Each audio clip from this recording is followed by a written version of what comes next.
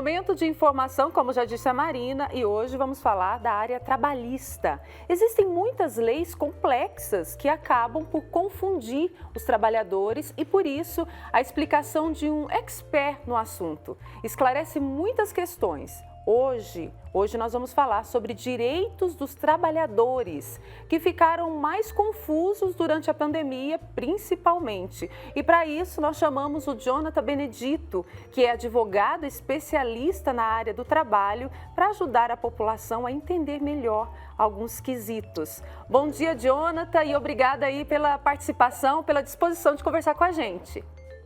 Bom dia a todos. É um prazer enorme estar aqui, poder conversar um pouco com vocês. E falar sobre um pouquinho, dos efeitos aí da pandemia nas relações de trabalho. Ô, Jonathan, então, para começar a nossa conversa, eu preciso começar fazendo uma pergunta que todo mundo, com certeza, está em casa se perguntando. O trabalhador com sintomas de Covid-19 ou gripe, ele pode se isolar ou deve apresentar à empresa onde está trabalhando um atestado? Ele deve apresentar um atestado, né? Se ele tiver os sintomas ou se ele já tiver sabendo, que ele está com Covid, ele deve informar a empresa e o porquê disso. Se ele for trabalhar com a Covid, é uma responsabilidade em relação às questões sanitárias. Ele pode, inclusive, ser demitido por justa causa, entendeu? Então, é um caso muito sério.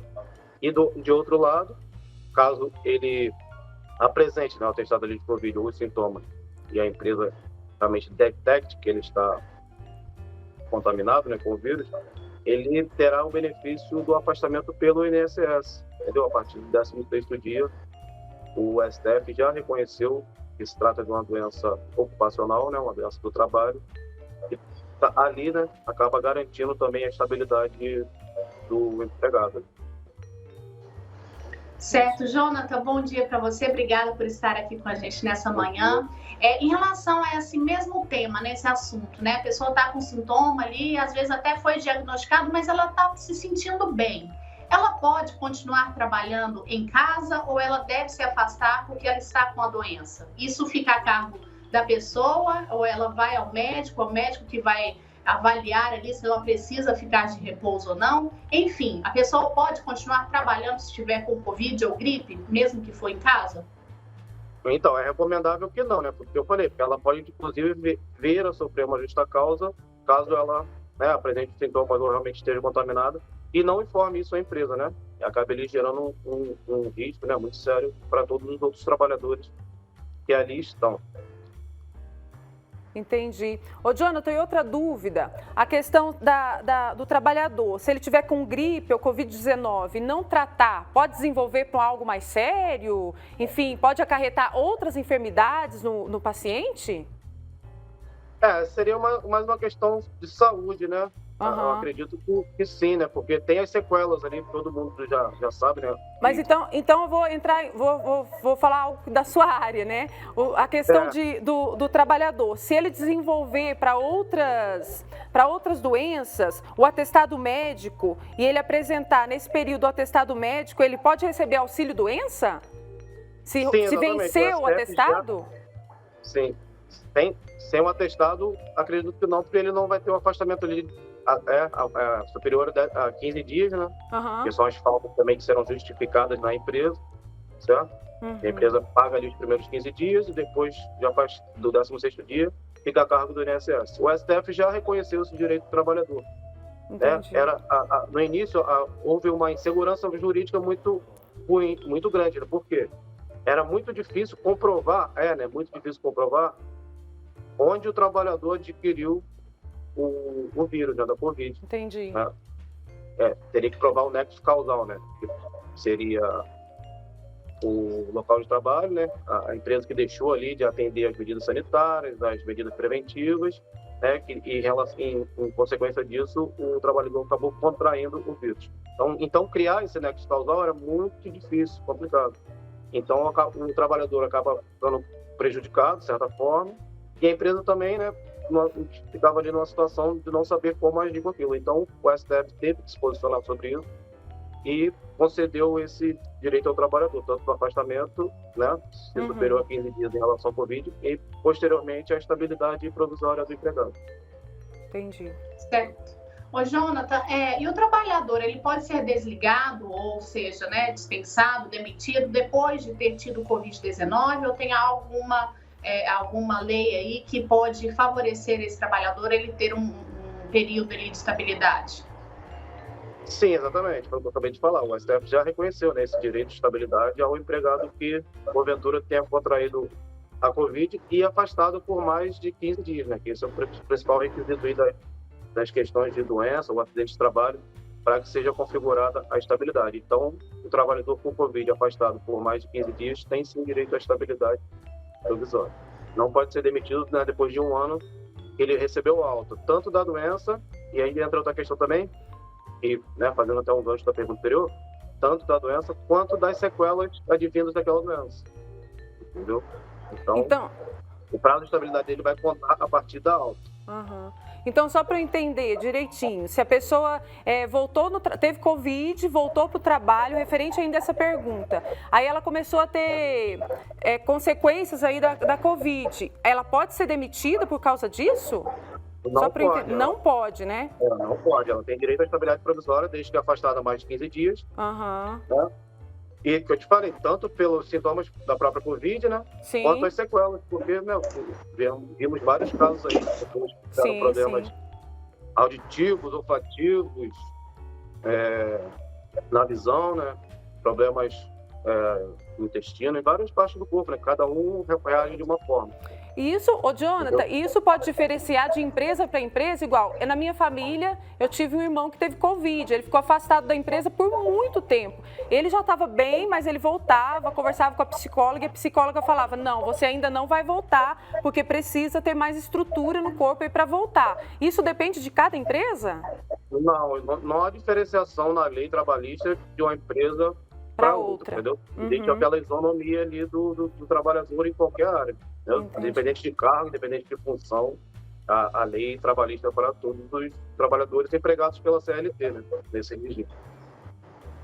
Certo. Jonathan, em relação aí ao direito trabalhista, nessa pandemia, quais as mudanças que a gente teve por conta da pandemia, né? As alterações aí, além dessas que você já explicou, da questão da estabilidade, né, tudo. Teve mais alguma alteração em relação ao direito trabalhista?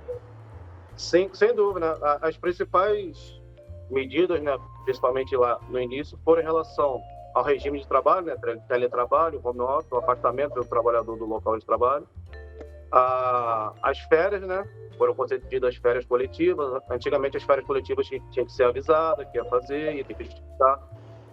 Na pandemia isso acabou abrindo, né, mão dessa obrigação.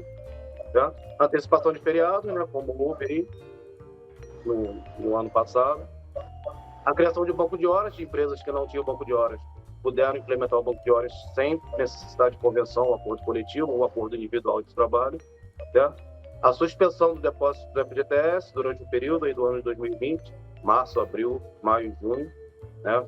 Permitiu que deixasse de pagar esses meses, pagasse até o final da pandemia.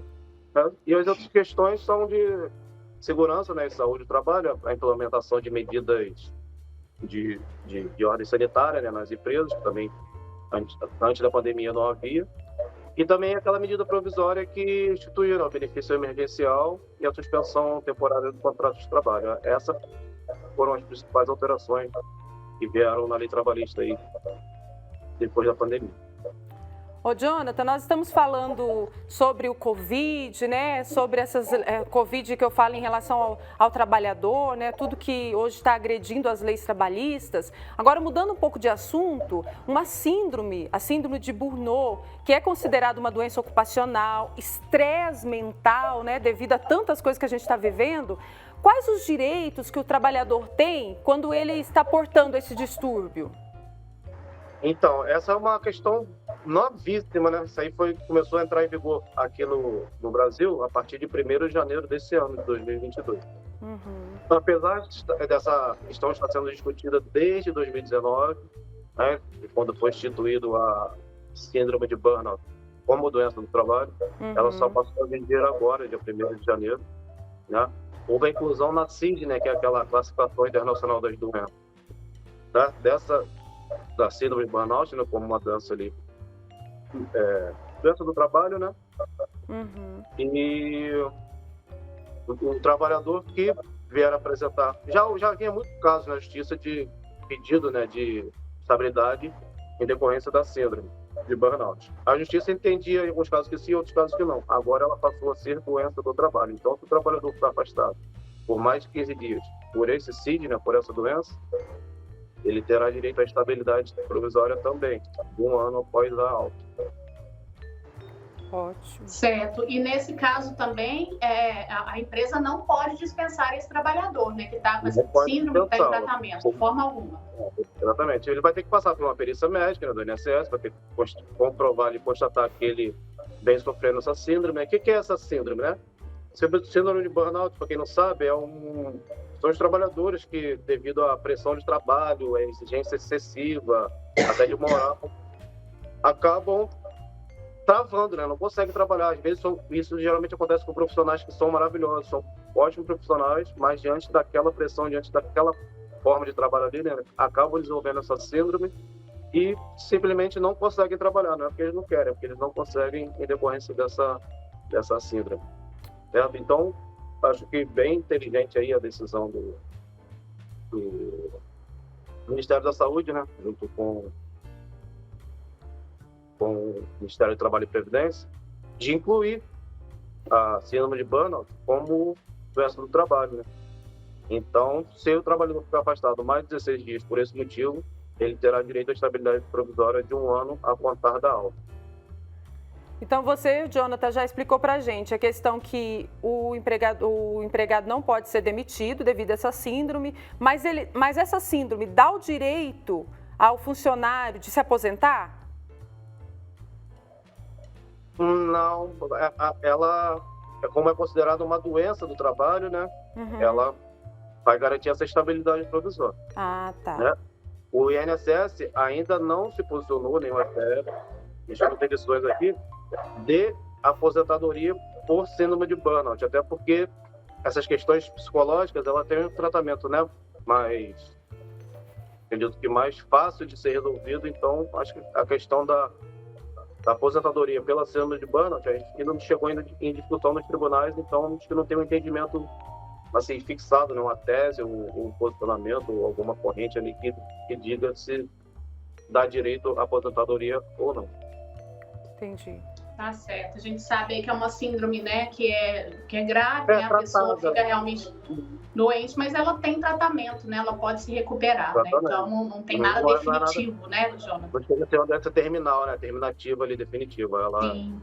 Entendeu? E essa questão, como eu disse, né, ainda não bateu lá em cima no STF para que ele possa dar um posicionamento assim, ó, vai ser assim ou vai ser dessa forma. Então, acho que é só com o decorrer do tempo, até porque, como eu disse, ela entrou em vigor agora, né? 1º de janeiro de 2022. Então, até se criar tudo, uma jurisprudência acerca disso, demanda um tempo.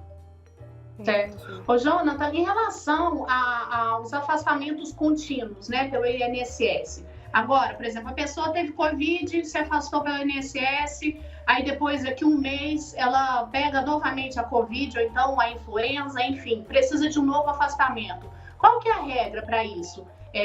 Tem um tempo aí que a pessoa tem que ficar aí sem esse afastamento, ou de qualquer maneira, se ela está ali com atestado médico, né, com mais de 15 dias, ela precisa entrar de atestado? O fato gerador do direito à estabilidade é justamente o afastamento. Se ele teve alta do INSS hoje, né, e passa uma semana, ele começa a sentir os sintomas de novo e pede uma nova perícia e consta que ele realmente está, né, com vírus ou com outra doença, aí ele tem direito ao recebimento, ao afastamento, né, pelo INSS novamente. Não tem nenhuma regra temporal, né, quanto a isso. Certo. Ótimo. Obrigada, viu, Jonathan, pelos esclarecimentos. Eu sei que o assunto é muito amplo, né? Tem muitas questões que precisam... Hã? Poderíamos ficar aqui a manhã toda falando Isso sobre isso, porque tem mesmo. muito verdade. Se eu fosse discorrer todos os direitos afetados, né, todas as causas do por um, a gente gastaria aqui bastante tempo. Bastante tempo, a gente sabe disso. Teremos outras oportunidades, não é, Marina? Para conversar com o Jonathan, enfim, para esclarecermos tudo isso que a gente quer, deixar o pessoal que acompanha a nossa programação sempre informado. Então, nós agradecemos, viu? Tá bom, eu agradeço. Eu gostaria só de deixar aqui meus agradecimentos, né, pelo convite a todos, ao pessoal da produção, a vocês que me receberam muito bem aqui, tá?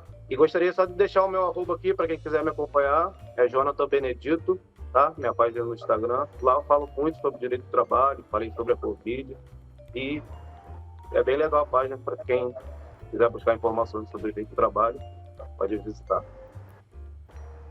Tá bom, conversamos então com o Jonathan, ele que é especialista, advogado especialista na área do trabalho.